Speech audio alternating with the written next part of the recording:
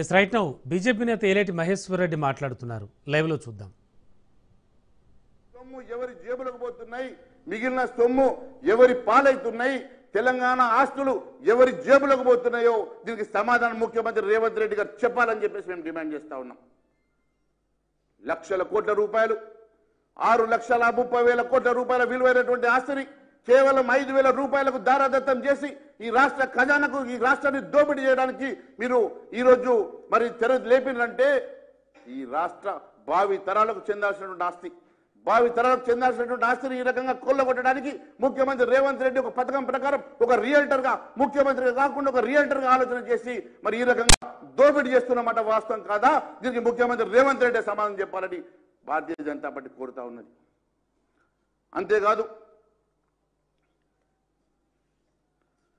దీని మీద ఉన్నటువంటి అనేకమైనటువంటి అనుమానాలు, అధ్యయనాలు ఎంత విలువ నిర్ధారణకు కమిటీలు వేసిండ్రా, అంతేకాదు పర్యావరణ మరి మదింపులను బహిర్గతం చేయాలా, దీని మీద జరిగినటువంటి కమిటీస్, ఎన్విరాన్మెంటల్ కమిటీ ఇచ్చినటువంటి రిపోర్టు, సబ్ కమిటీ ఎప్పుడు అపాయింట్ అయింది, సబ్ కమిటీ ఏ రకంగా రిపోర్ట్ ఇచ్చింది ఆ రిపోర్టు, అంతేకాకుండా మరి విలువను కేవలం ఎస్ఆర్ఓ రేటుకి 30% ఎందుకు అలిడేషన్ చేయాల్సినటువంటి అవసరం వచ్చిందో ఇవన్నీ కూడా సమాధానం చెప్పి పబ్లిక్ డొమైన్లో పెట్టాలని మేము డిమాండ్ చేస్తా ఉన్నాం.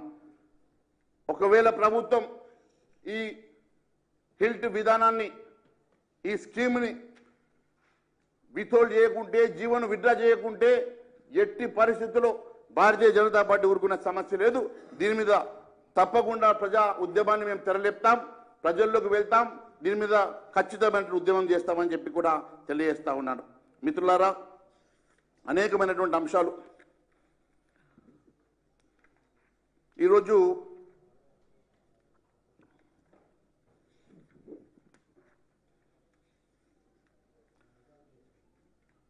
ఒక చిన్న నిర్ణయం తీసుకోవాలంటే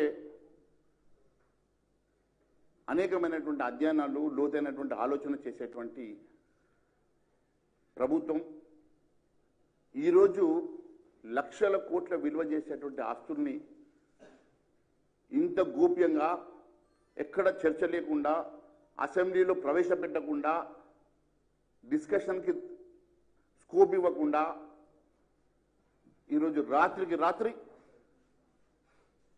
22వ తారీఖు జీవో బయటకు వచ్చే వరకు దీని సమాచారం ఎక్కడ లేదంటే ఎంత పకడ్బందీగా రేవంత్ రెడ్డి దోపిడీ చేయడానికి సిద్ధపడ్డాడో, తెలంగాణ రాష్ట్రానికి గార్డియన్గా ఉండాల్సిన వ్యక్తి ఈరోజు పూర్తిగా ఒక రియల్టర్గా మారి ధ్వంసం చేస్తున్నటువంటి మాట వాస్తవం కాదని అడుగుతా ఉన్నాను. రేవంత్ రెడ్డి, ఈరోజు నువ్వు ఈ రాష్ట్ర గార్డియన్గా ఉండాల్సినటువంటి వ్యక్తివి ఇలా రియల్టర్గా మారి దేశ సంపదను, రాష్ట్ర సంపదను కొల్లగొడుతున్నటువంటి నిన్ను ప్రజలు క్షమించరు, తెలంగాణ ప్రజలు క్షమించరు. భారతీయ జనతా పార్టీ ఎట్టి పరిస్థితుల్లో ఊరుకున్న సమస్య లేదు. ఖచ్చితంగా దీని మీద పోరాటం చేస్తామని మరొకసారి తెలియజేసుకుంటూ ధన్యవాదాలు తెలియజేస్తా ఉన్నాను.